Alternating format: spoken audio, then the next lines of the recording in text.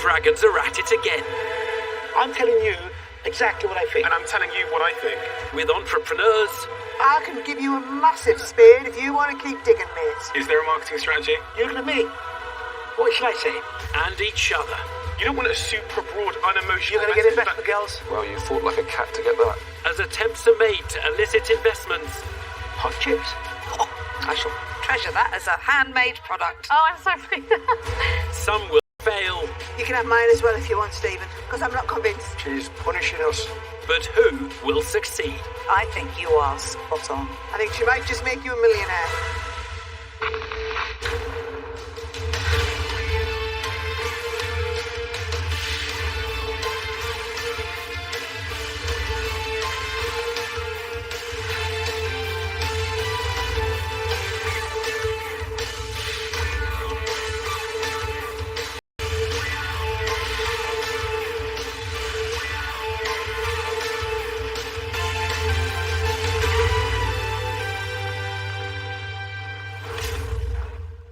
Welcome to Dragon's Den, where the only thing that's guaranteed is the unexpected.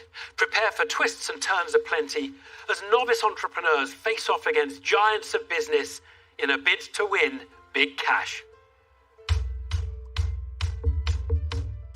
First up is Glaswegian Paul Crawford, whose business was based around banging tunes and beats per minute up until a few years ago.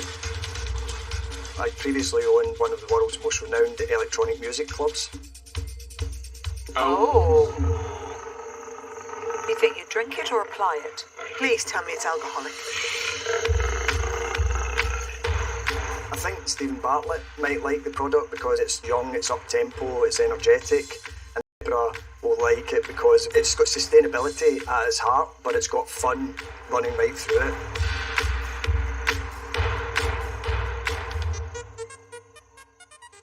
Hello Dragons, I'm Paul Crawford and I'm the founder of Panther Milk, the world's first plant milk based ready to drink cocktail brand. Panther Milk is 100% vegan and is inspired by an old Spanish legendary drink called Leche de Pantera, which has its origins in the 1920s of Spain. I discovered it when I owned one of the world's most renowned electronic music clubs, and we used to run club events in Barcelona. I quickly told all my DJ friends and all promoters about this drink, and I decided to bring it back to Glasgow. It was so successful that we sold out every other weekend. I always wanted to make a ready-to-drink vegan cocktail brand, so last year I worked with a drinks consultancy company in Glasgow to make the change from dairy-based milk to plant-based milk.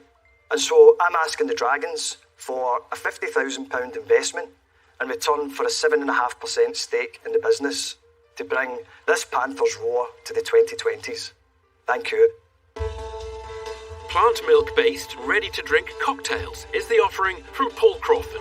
If you open your boxes, you'll see all the flavours labelled. He's asking for £50,000 in return for a 7.5% slice of his company. Oh, strong. Tuka Suleiman has discovered that Paul's Panther Milk packs a punch. Drink one of those and you've gone. But it's the Tigress of Teesside, Sarah Davies, who's first to get her claws into the questions.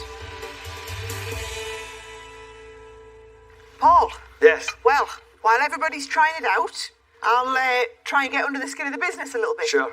So just give me an idea then. This bottle here, are you buying it in all ready to go as a bottle? No, I have a manufacturer in Glasgow. They buy all the ingredients, batch it, mix it, bottle it, and then sell it to the wholesaler. And I get £2.28 of the big bottle and 60 pence on the small bottle. So what are you hoping to do this year, and what is the longer term aspiration for the business? We managed to generate sales of £31,000 in our first 6 months, and we projected sales of 567k for year one with a gross profit of 180. I'll just be there. So you've done 31 grand in the first 6 months. Yeah. You're forecasting by the end of the year to be at 567. Yeah, we have got the festivals on board, so the festival revenue we estimate is somewhere between 100 and 150,000. We've got 3 at the moment with talks with a further 2. Okay, and the longer term plans for the business? Longer term, we're projecting year 2 sales of 1.89 million. What's the marketing strategy that's going to get us there? So Basically, we're going to let people try it. So the marketing strategy is we're going to let people try it. Yeah, it's experiential, so you're going to be associating it with good times. I've already been having influencers drinking the brand. Is there a marketing strategy? Yeah, absolutely. Because I don't get a sense for a marketing strategy here. You said we're going to let people try it and, influencers. But to me, that's not a clear, compelling marketing strategy. You can be honest with me. Yeah, absolutely. But that is why I'm here. Obviously, I don't know all the answers. Though I've got a background in the industry, I'm new to launching a drinks brand. So I need a bit of expertise to guide me on the journey. He was a hands-in-the-air club owner, but now Paul the entrepreneur holds his hands up and admits he's lacking experience when it comes to building a booze brand. But it seems his plant-based product has grabbed the attention of Green Queen and preferred investor Deborah Meaden. I think this is really interesting because the market, who would you describe as your demographic? I would say it's 18 to 25 because it's quite a high-tempo kind of drink. You could compare it to the Tequila Rose kind of market, which is a cream, strawberry flavoured liqueur. So your demographic is bang on the vegan demographic. Exactly, yeah. And the other one you're talking about, the strawberry... Tequila Rose. What was it? Tequila Rose. I like the way that you know. She knows the names of the cocktails. I like that. Tequila Rose. So, is that milk-based or is that... That's full cream. And vegans at the moment can't drink any milk-based or cream-based product. Yeah. Okay. Paul, Yes. now, I can understand. I'm not tasting them. I think I've got a dizzy head already. 15%, yeah. It's 15%. Yeah, so it doesn't taste bad, but it's very strong. This is not an area of my expertise, but you're a 6-month-old business. You've turned over £31,000. I think it's too small and too early. If you'd come here a year later and said, guys, I'm doing a $500,000 turnover, I want 150 grand, 200 grand investment, then it's a real business. But at the moment, it's not investment for me, so I'm out. A sudden departure from Tuka Suleiman is the first hint Paul might not be set for a cocktail party tonight. As the youngest dragon, Stephen Bartlett was in the entrepreneur's sights as he entered the den. Could he have spotted some potential in the beverage business? I really love the brand name. I actually also think it tastes nice. Thank you. Especially the salted caramel one. I particularly liked that flavour. Thank you. And then I thought about, what I could do for this business and how much I'd have to do for this business. And to be honest, the amount of work that I think I'd have to put in to help you build up your marketing strategy would mean that in return I'd need over 90% of this business. And I wouldn't advise you to give away 90% of your business, to be honest. And I'm not looking for a full-time job. I'm looking for an entrepreneur and an investment that I can support. Yeah. And so although I love you and I love the product, and I'm going to finish with the salted caramel one, unfortunately, I'm out. No problem. Thank you. Okay, thanks. You can have mine as well if you want, Stephen. Because I'm not convinced. What put me off is I turned it over and there's all of the... Yeah, sorry, it does say on the bottle shake. Oh, I was shaking that other one well. With plant-based milk products, you will get some settlement. It's only natural. It did put me off, and I'll be totally honest with you. The alcohol pictures are my favourite pictures in the den. Because I get to sit and sip a couple of cocktails, and for me to leave all of this alcohol sitting here, there's got to be something wrong. Yeah. 'Cause I like anything, and I have to love the product, and I just don't. So it's not for me today. I won't be investing. I'm out. No worries. Thank you. Paul, Yes. I think it's a great brand, by the way, Panther Milk. I think you really thought about that, and I think that really resonates. Yeah.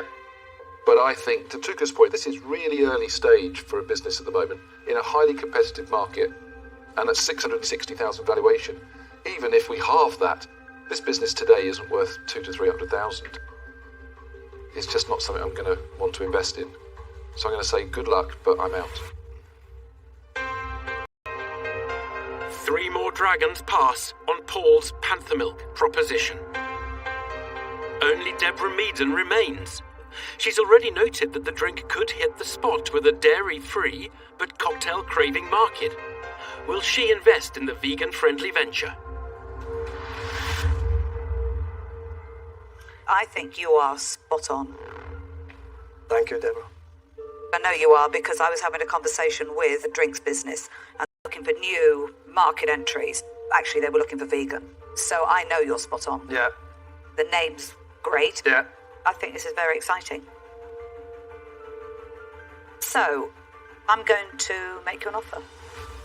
Okay. I'm going to offer you all of the money, but I want 30% of the business. That's obviously quite a huge jump from where I'm at. If you could come on for 15%, I'd love to go with you. But just double what I've actually came in here asking for. That's too far off.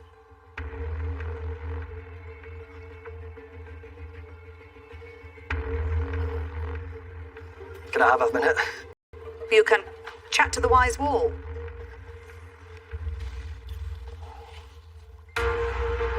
Deborah Meaden spots an opportunity and makes her move. But her £50,000 comes at a cost. Paul will have to hand over 4 times the 7.5% equity he originally offered. I'm praying for his sake, he says yes. And it seems the Glaswegian entrepreneur isn't ready to accept those terms. If you could go to 20%, then I would love to do it. But I can't go beyond 20%.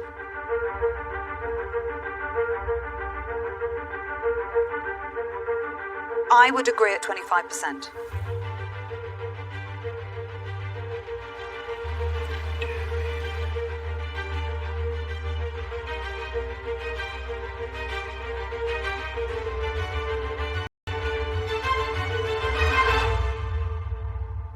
Okay, you've got a deal.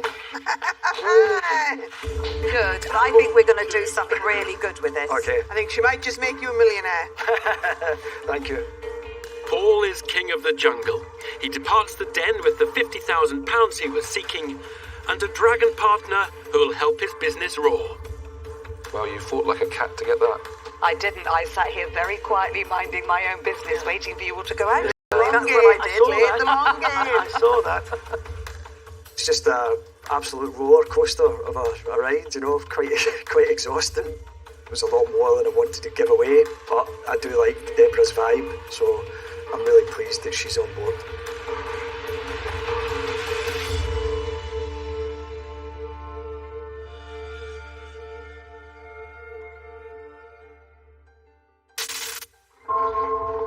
Next into the den, a luxury lingerie brand with a difference.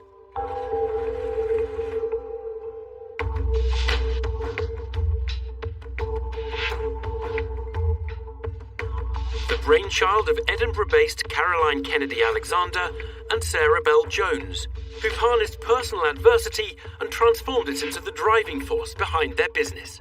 Emotionally, it's been a massive journey for all of our women who have been part of this process over the last 3 years of product developing. It's really important to highlight that a bra is not just a functional item. It is an emotional support, and that's what we're about. We support our ladies in more ways than one.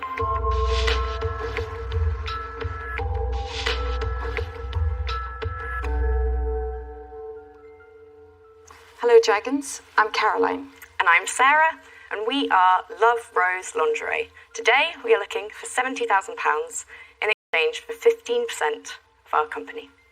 Love Rose is named in memory of my sister Rose that I lost to breast cancer. I watched another sister Mary go through breast cancer, and then I got it twice. I had a double mastectomy with reconstruction, and there's not much I don't know about how this makes a woman feel. Her confidence, her femininity, because it's not just about the physical scars, it's about the emotional and the psychological scars too. The post-surgery lingerie market in the UK is currently worth £7 million, and it's been catered for primarily by medical brands, which are functional but old-fashioned. Love Rose offers a luxury choice, which is thoughtfully designed, and dare I say it, sexy. We've spent the last 3 years working closely with our focus groups to design and prototype our range of lingerie to suit the different outcomes of surgery.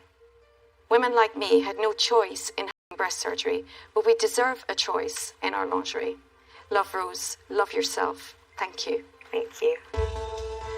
High-end lingerie intended to help post-operative breast cancer patients look and feel fantastic is the proposition from Caroline Kennedy Alexander and Sarah Bell Jones.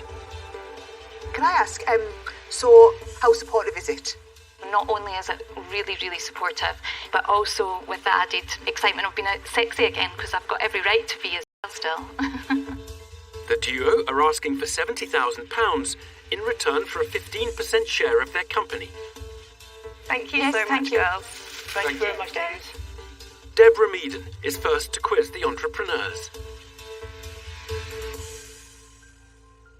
So I absolutely love this. And I love everything about it. I can see the difference you've made to people's lives. But are you sure you're not the only people doing it? No, there are some independents, but we're the only ones that have the real luxury element to it and stretch. So how many post-surgery brands are there? Because I think Bravissimo do them as well. There's a lot of high street bras, but again, it's like they're all following the status quo of the design. Right. So there are other people doing more entry level. Yes. But you've positioned yourself. Yes. Right. And price points, how much do they sell for? The bras range from 85 to 90, What are they costing you to make? £29 to make. Now, in terms of the design, what are the features? So you're holding our Hey Good Looking bra. All of our bras have fun names. Fun name. So that is a pocketed bra for a woman who wears one piece or two. There's your pocket, so that's that bit. And then what's the purpose of this design? So the hammock at the back, that's some of our engineering. That's how the breasts stay up in a soft bra. So it adds structure because you haven't got the underwiring. Yes. One question for you, have you got any design protection in there? Because this is clearly a very well thought out bra. They're registered. We haven't done IP because in fashion, as you know, It's hard. It's hard. No, but I just wondered if there was any technical piece in there that you were able to protect. No, we just have cleverly designed them. You've just cleverly designed them. The entrepreneurs' bras may be ingeniously designed, but their lack of patentable potential could create an early stumbling block to drag an investment. Now, fashion tycoon Tuka Suleiman wants to know more about their company's success to date. Let's just talk about the business. You've been going since when? So we soft-launched in September 2020, mid-pandemic. Any sales? Yes, 7,600. So it is small. It's very small. We're very modest. I know this industry very well. Yeah, Building a fashion brand is very difficult. I know. Yeah. Your problem starts is that you're trying to cater for a very, very small market. However, your cost of the product is high already for what it is. And therefore, you've got one arm behind your back before you start. You have £29. You know, it's difficult. But I'm going to change things for a second in my head. You want to cater a product to women that have got needs. And what I would have thought is if you'd come in here and said, we are the brand that will help women in all these specialty bras which they require. Women who are pregnant want a pregnancy bra. Women who are breastfeeding want a breastfeeding bra. Women who have surgery want a surgery bra. What I'm saying is, to build a brand like this is very difficult because you have very small USP. I think I don't because think we so, are Tuka. niche. So I think it's the opposite. I've got to be honest. I think I- building a brand. Can I tell you something? When you Listen to me. Yeah. I've been at this for 45 years, so don't tell And me I've been the biggest brands in the world for the last 10 years, Tuka. Exactly what I think.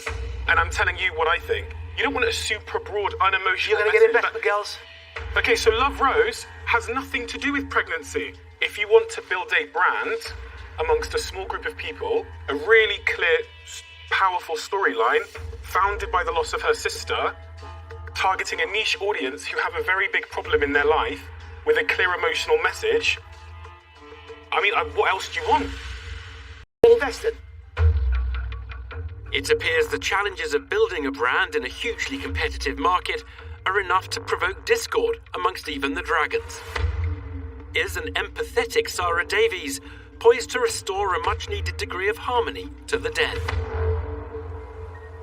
That really spoke to me when you came in and pitched at the beginning. I have friends who have had mastectomies. I can absolutely see how bringing a little bit of luxury and that feeling sexy to that market is so important. I think a lot of what Tuga was pushing at was, as an investor, we want to understand the real scale of the opportunity.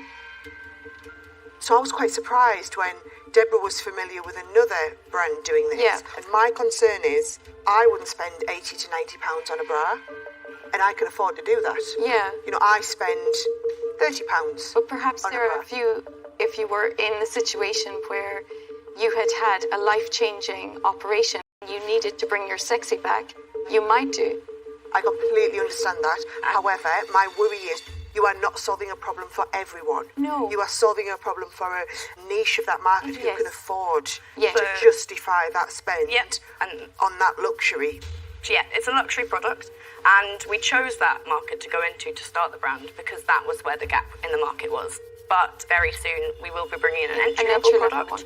which Yeah. will But sit it with the sounds same like that's a ethos. more crowded market and such a difficult industry. And I always said I wouldn't take a gold cow and get involved in the lingerie market. Okay. So I'm sorry, guys. That's okay. Wish you all the best with the business. If I can help in any way, I'd love to, but I'm out. Disappointment for Caroline and Sarah as a first dragon declined the deal. Deborah Meaden was perturbed by their product's lack of protectability, but has she seen sufficient opportunity in post-op lingerie to table an offer? I don't think I've ever sat here and wished that a market would shrink as much as I wish this market would shrink. I think it's lovely, but I think it is niche. Niche to the point of it being very difficult for me to understand how I would get a return on my investment. Okay. That's fine. But I genuinely wish you all the Thank best of luck, and I think they are lovely, beautifully designed. I'm out. Caroline, Sarah, it's great, it's inspiring, and I have no doubt in my mind that you'll have a great business out of this. But I think that this isn't a type of business for me as an investor, because I think that when you want to look to try and build a brand like this, specifically in lingerie, to be really exciting big business, it takes millions, if not tens of millions. Okay. So I wish you the very best, but it's just not an investment for me today, and Okay. I'm going to say I'm out. But good luck. Okay. Thank you. Ladies, what can I say? I think building a brand, especially a fashion brand, is very difficult. Especially from the beginning, you know, trying to get your collection together, get it made, and then find the factory to make your volumes because you haven't got any sales. Yeah, so they charge you more, so you've got to charge more to the consumer. So it's a vicious circle, you know. For that reason, you know, surely as an investment, I say I'm not going to invest in them out. Okay. 4 dragons are now out. Only Stephen Bartlett remains. He's helped build some of the biggest brands in British fashion, so is he willing to add Caroline and Sarah's creations to his collection? First of all, thank you for such an inspiring presentation. I think you have a great product. I think you have a great brand story that I know is driven by 2 great entrepreneurs that are not going to give up regardless of how tough things get. And I think from a marketing perspective, having a clear USP and a clear audience to target, whether that's with digital ads or with your brand messaging, is actually going to be the best chance you have of creating a customer base, which you can then expand upon. Yes. Yeah. I think you have demonstrated that this is a business, but I don't think you've demonstrated that it's an investable business. And for that reason, unfortunately, I'm going to have to say that I'm out. Thanks. Thanks, Caroline. Thank you so much. Thanks for- All the Thank best, you okay? so much, guys. Sadly for Caroline and Sarah, they must leave empty-handed. Whilst the duo's aims were universally applauded, their business couldn't part the dragons from their cash. Disappointed, but it's not going to stop us. We will just pick ourselves up and carry on. Women on a mission. We'll pick our boobs up and Yeah. Bring it on.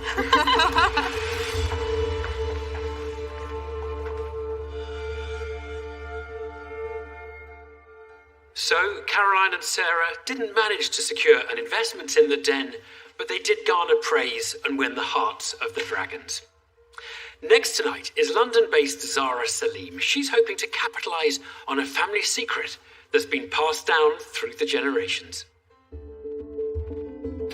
My mother and my mother, they created recipes of their own, so it's very much been a part of my life, growing up with skincare and using my own remedies. But it's not just wisdom gleaned from her elders, which Zara hopes could stand her in good stead in the den. I used to be a primary school teacher, so my audience is usually small children, so I'm hoping that that helps me in some way. Hi Dragons, my name is Zara, and I'm here today to ask for a £50,000 investment in return for a 15% stake in my business, Delicious. Delicious is an all-natural, vegan, cruelty-free, Ayurvedic-inspired skincare brand. Originally from India, Ayurveda is one of the most oldest healing systems in the world. And it was around 3.5 years ago, when I was pregnant with my second daughter, that I developed a really terrible dry skin condition. Not wanting to use any creams that had any chemicals in them, I decided to use my knowledge on Ayurveda, which has been passed down to me from my grandmother and my mother, to develop my own skincare recipe. And it was here that I discovered one miracle ingredient, which is Indian black assam tea. My skin transformed within a week, and I knew that I had found my hero product. So I decided to launch the brand while still on maternity leave from my job as a primary school teacher with a newborn and a toddler in tow. And within 6 months, the brand was featured in a lot of press, and I also landed a deal with the Hut Group and supplied Glossybox with 100,000 units of my body scrub. This then enabled me to expand the range to 3 different body scrubs. They're 100% natural, vegan, and plastic-free too. I would like to use the investment to expand my range and include facial products, and I would love to have a dragon on board to help me scale my brand. Delicious is more than just a skincare brand. It is about diversity and representation, which the skincare market desperately needs to see more of. And growing up, I would have loved to have seen a brand like Delicious on the shelves. Thank you. A black tea-based, Indian-influenced body care range is the proposition from Zara Salim, who's looking for £50,000 in return for a 15% share in her company. Deborah Meaden is keen to try and get under the skin of the vegan-friendly business. First of all, Ayurvedic. Yes. What's behind that? Absolutely. So Ayurveda, like I said, it's a very old... Ayurveda? Ayurveda. It's a system of medicine. It's an alternative therapy. Okay. So Ayurveda kind of spans across not just skincare and hair care, but it's diet, it's exercise. It's a way of holistically managing your health, but through the use of natural ingredients. Okay, great, thank you. So now I understand why that underpins what you're currently doing. So in terms of the ingredients of this, which have a lovely smell about them, these are all clean ingredients? Yes, they no are. parabens, no sulfates? Yes, absolutely. No nasties? No. Okay, so do these see top to toe? They're body. I don't know why I thought they were skin. Yep, you can use them on your face, you can use them, it literally is top to toe because it is 100% natural. And who's making it? I am. I hand make all the products. It's literally like a kitchen brand. However, we have now outsourced this month to a manufacturer. That you currently, made? That is handmade, yes. I shall treasure that as a handmade product. Oh, I'm sorry. Zara appears to have thought of everything as she woos an environmentally aware Deborah Meaden. But perhaps the inclusion of an instruction manual would have helped a struggling Peter Jones. I'm trying to work it out because I'm looking for the press, the turn. How do you get that out? Yes, you do have to press quite firmly. Where? The bottom is the base, it's a push-up disc. Wow. Yeah, and then you just kind of glide on. You do have to be quite gentle because if you push out too much, you have to kind of get something else to push it back in. I've just done that. What's happened? Uh-oh. Yeah. Ooh. Not being rude, I wonder if that is a design fault. Because, I've been pressing this and I'm quite strong. I can't even... Well, I can now, and it's starting to break. And then when it comes up, it goes up too far, and then you can't push it back down. Yeah, I haven't had any customers have problems with the packaging. So, because it's such a new concept, I do want to fine-tune it and I do want to make it better. I do think that needs a bit of work there. Yeah. Well, it definitely does need a bit of work. Yeah, I think that's a fair comment. The push-up packaging of Zara's body balm gives Peter Jones a problem to ponder. Will Stephen Bartlett be able to help get the entrepreneur's ailing pitch back on track with some probing questions about the background of the beauty brand? When did you start the business? What year? So it was 2018. And can you give me an idea of how your business has progressed in terms of sales? Yep, sure. So year one, we turned over £64,000 Year 2, which was COVID year, the turnover kind of dropped, so it was a turnover of 25,000. However, this year, in the first 5 months, I've already turned over 45,000, and I'm on track to end the year on 150,000 with a gross of 100 and a net of 66. I'm more concerned about the fact that during the lockdown, your sales completely plummeted, because that's highly unusual, especially in beauty. That, in my mind, has to be a reflection of the product. I think it was probably me to blame as well, in the sense that I am very much like a one-man band. And the COVID year, I had my kids at home, and I think I took that time to kind of step back. Did you have another job, or did you? No, I didn't. And did you pay yourself, or have you paid? I don't pay myself. I don't take a salary. So. And of those in the last 5 months, you said you did about 50,000. 45,000. Sure. Give me an idea of where those sales have happened in terms of channels. Yeah, sure. So, I would say a large proportion of sales has been from my social media. I've seen like a massive growth. So I organically grew my TikTok platform from 0 followers in January to about 40,000. And I had a few of my videos go viral. So I had a couple of videos with like 1 million views. But it's not generating the sales though, is it? So this year it has really massively helped. And I truly believe if I was to continue with the marketing strategy that I am, and I would love to have some help on that, because I've not spent a single penny on advertising or marketing. But if you've got 1 million or millions of views already, and that hasn't resulted in hundreds of thousands of pounds worth of sales, yeah, it might be the fact that the video is really good, but they don't want the product. I disagree. I think that. But why didn't that result in sales? I think it did because I started on like £2,000, £3,000 a month from like January, and then it started to double. Last month was £20,000 in sales. And I feel like it's growing because people are finally seeing the product and seeing the results that customers have. It is honestly insane. I cannot even believe the results that people are having. It's quite life-changing for a lot of people. Zara defends her product against aspersions that a sluggish eyeballs to earnings conversion rate is contrary to kindred competitors' trends. Tuka Suleiman has been listening to proceedings quietly. Has he been able to make up his mind as to whether this is a venture worthy of his investment? You're great. Thank you. Enthusiastic. And I'm just wondering whether it's bad luck. You know, yeah. I'd like to just hear what Sarah's got to say, being a woman who would... Being a woman. I wondered where he was going with that. I respect your judgment, but I'd love to hear more about the product from you. From what I can ascertain sitting here, it seems great. I honestly thought, when you said skincare, I was like, wow, you've got great skin. It must be amazing. But then you said you don't do any facial products. Yeah, no, I don't do any facial products, but you can use a body scrub on your face. And I've got some really good ideas for new products as well. So I feel like I'm on the cusp of something. Yeah, I can hear that. And your passion and enthusiasm for it is brilliant. But what difference do you think I'm going to make as a dragon coming on board? I just feel like you would have the connections and the support network, and you know, marketing strategy. We can absolutely put products on shelves. What we can't do is take them back off the shelves. Yeah. You've got to have the sell-through to make the product a success. And my worry is that you've had a window on these. You've had great media exposure. It hasn't correlated into sales. You know, they always say business is about hard work, grit, determination, drive, and you just need that bit of luck. And I feel like you've had the bit of luck, and that didn't convert. And I'm not sure we're lucky enough to get a second time round at it. I wish you all the best in the business, but I don't feel like I can invest today. I'm out.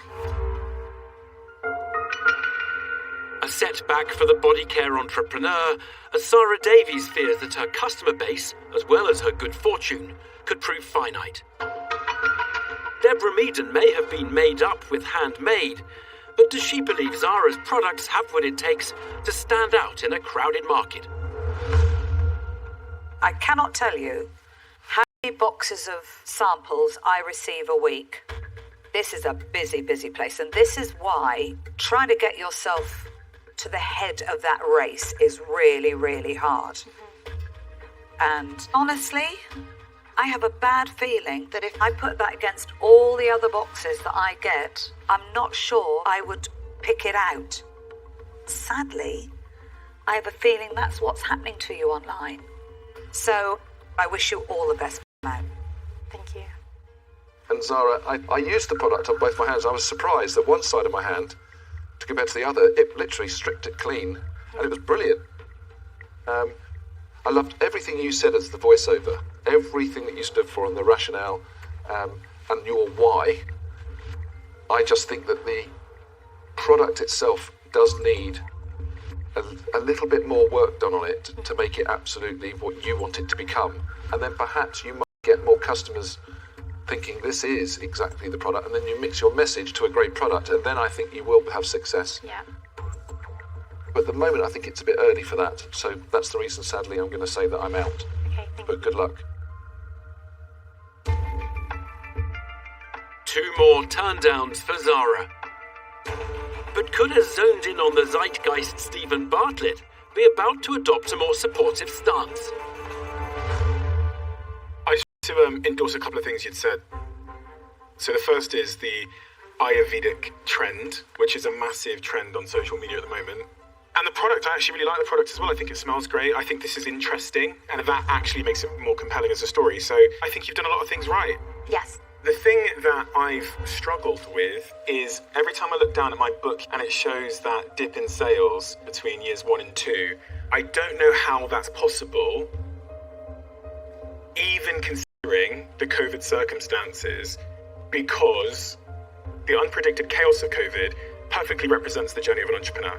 Things happen and it's absolute hell at times. Yeah. And as an entrepreneur, your outcome, success or failure, is often determined by how you adapt. And what I can see in that year is that we weren't able to adapt when unexpected chaos showed up. Yeah. That for me is concerning. And I can't get over that. So, unfortunately, I'm out. Zara, I think you're great. Thank you. However, as a business, I think maybe you need to go back and just have a relook at this. Yeah. Because somewhere there's a barrier. So it's not investable.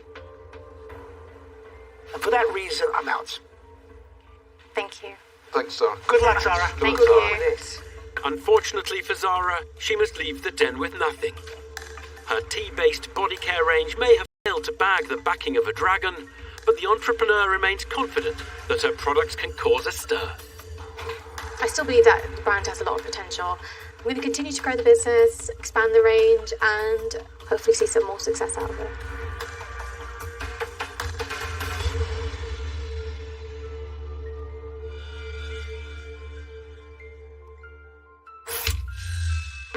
Entering the den isn't for the faint-hearted, Absolutely breaking it.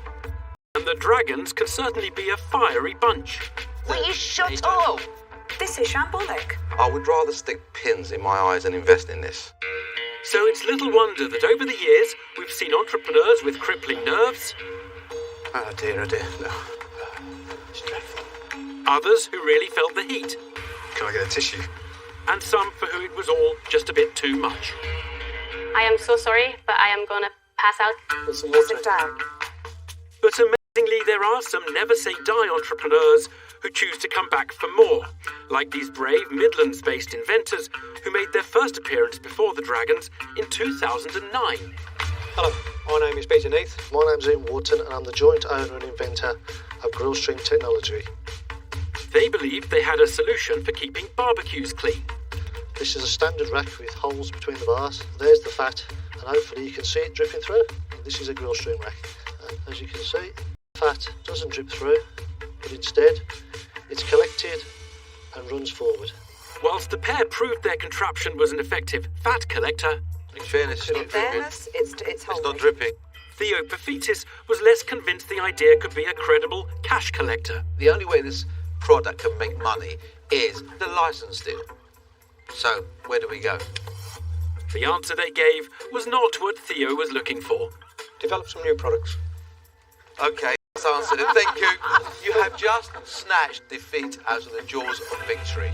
I'm out. Despite the roasting, 2 things followed from that unsuccessful appearance. The Grillstream went on to become a hit, and as they said to Theo, they did invent a new product. Over a decade since they last faced the Dragons, the pair are back to try their luck with their new idea. It's a totally different product. It's on a much greater scale. They're the biggest sausages I've ever seen. I've seen bigger. Chins up, bellies in, eyes forward. Hopefully Deborah and Peter will recognise us and remember our previous pitch. We were successful with our barbecue business. It was an opportunity that we think they missed. Nice and steady. Off we go.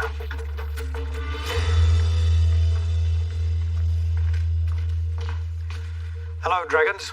My name is Peter Neath. Hello, Dragons, and my name's Ian Wharton, and we're here today to ask for £75,000 investment for a 10% share in our business, Source Stream Limited. As barbecue aficionados, we use a lot of sauces.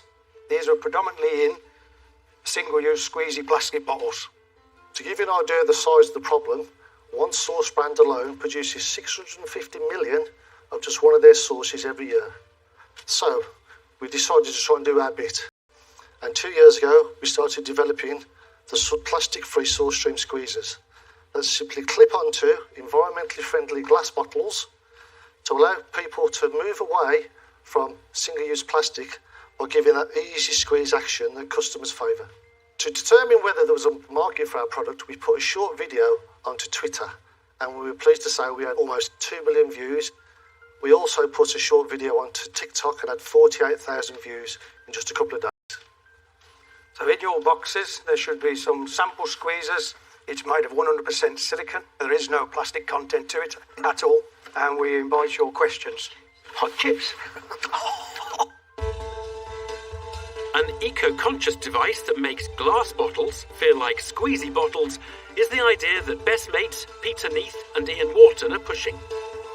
So, we do your demonstration. They're hoping to squeeze £75,000 out of a dragon in return for 10% of their business. We do have another maker sauce here that maybe Peter will recognise. Reggae.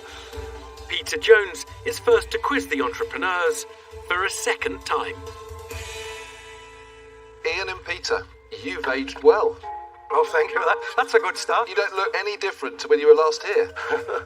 And do you know what's really great is to have entrepreneurs that have been in the den and they choose to come back, because it's a scary place, and you've done it the second time. Well done.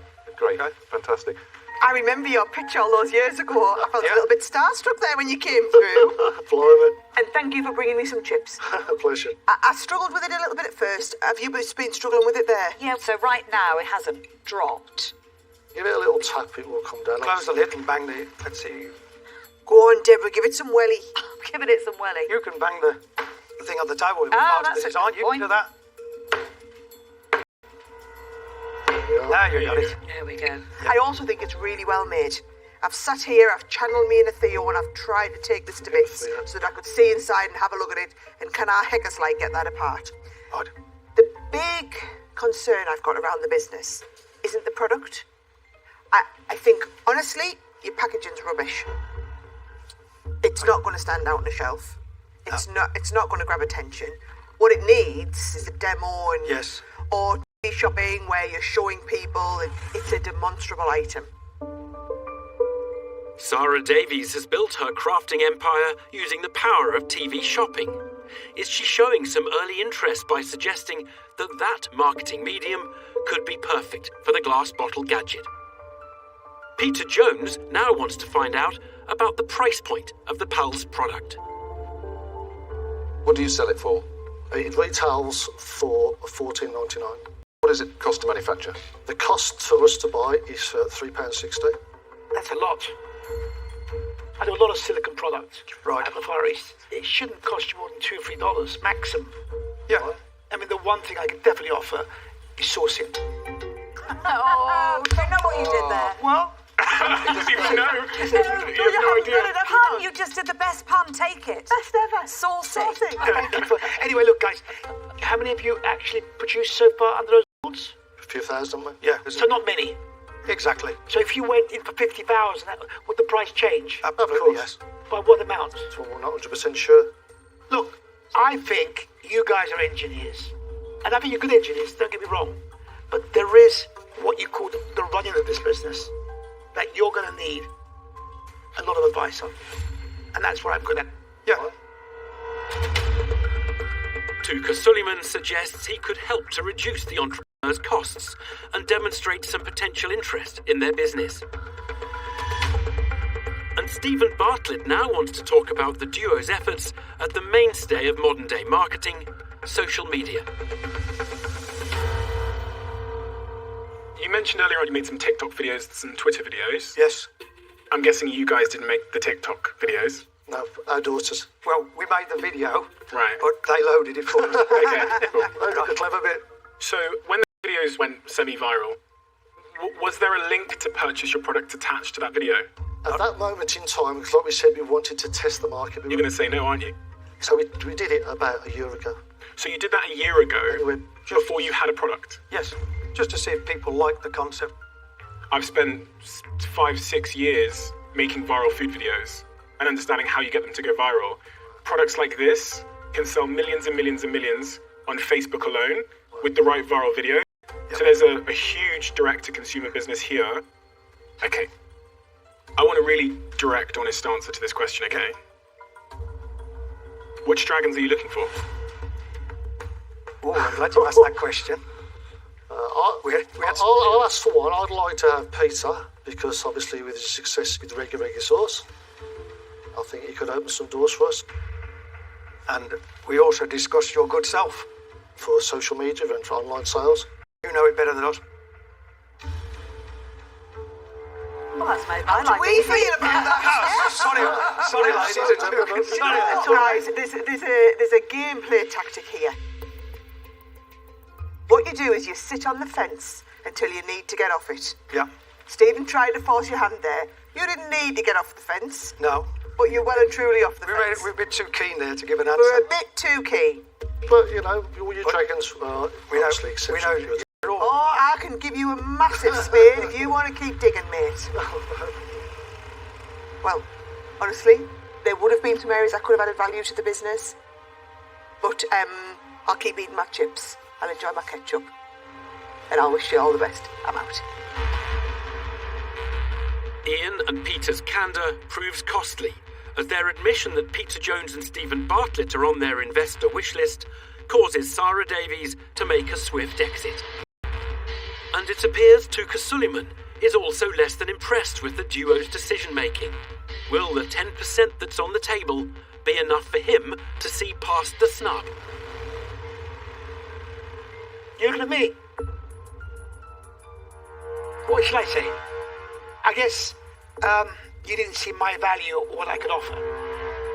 You made it very clear that I'm not a dragon of your choice. No, we didn't say that. Yes, you did. We were asked if we had a preference. Preference, but you know, we all have a preference for certain things, don't we? I'm never second choice. You weren't even third. No offence. We didn't even make one or two. But I'm surprised that you didn't see the value that I could bring to the party. And for that reason, I'm out. Okay. Come on, third dragon not on the Christmas card list.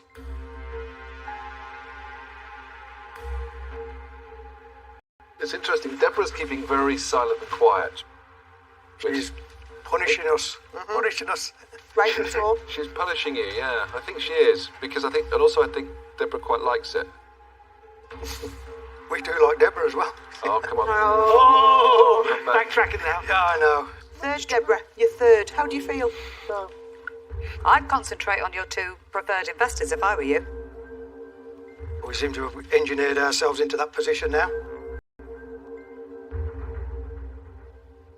I'm interested. Stephen, what do you think? I really like it. Great social media products, you're able to demonstrate the value of them within 10 seconds. And you can do that here. Okay. So huge potential. However, if you want to capture the complete potential here, there is another world to master. And that is the retail world. And the dragons on both sides of me have tremendous experience in the world.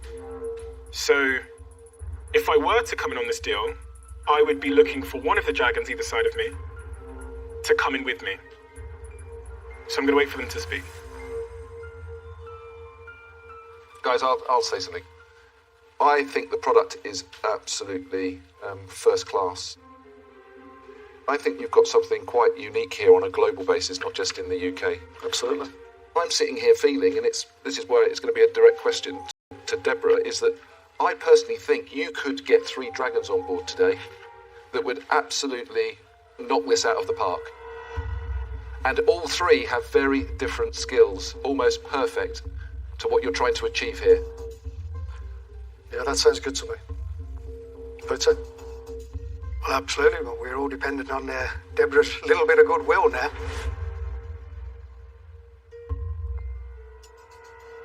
It's not goodwill. I'm not disappointed whether you choose me or not. I was disappointed through your judgment.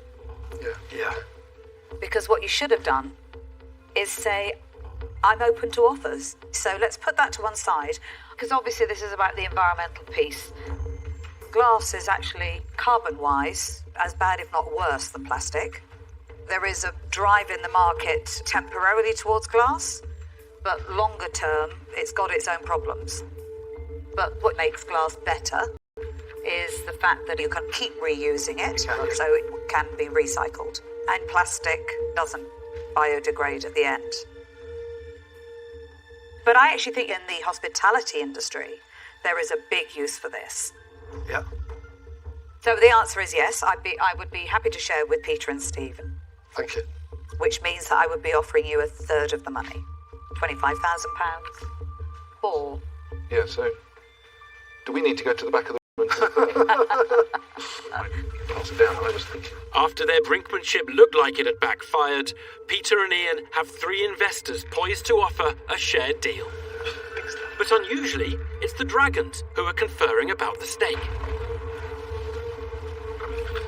So I think I'd like to make an offer. So we would invest £25,000 each for 11% of the business. Each. So that would ultimately mean, for all the money, £75,000 for 33%, so 1/3 of the business in essence.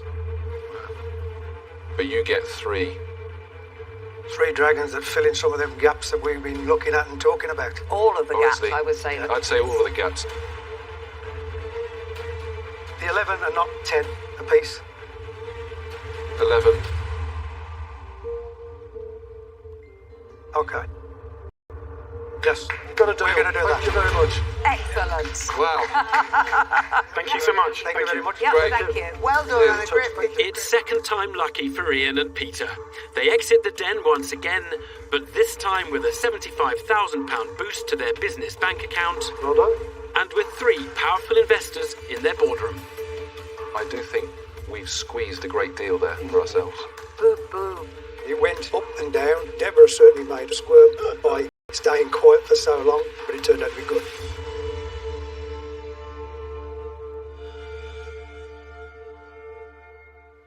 So, second time lucky for Peter and Ian, who came back strong with a new idea after their first proposition fell flat. And with a vegan cocktail also getting Deborah Meaden's seal of approval and her cash, it's been another night of varied investments in the den. Proof that any idea worth its weight in salt or sauce can deliver up a deal. Next time. You made the baby cry. You made us cry down here. What's going on? Come on, Deborah. No, honestly, life's too short. It feels like I'm in Las Vegas. This is the worst business proposition I've heard since I've been in the den. I think you've basically got the Avengers. Praise the Lord.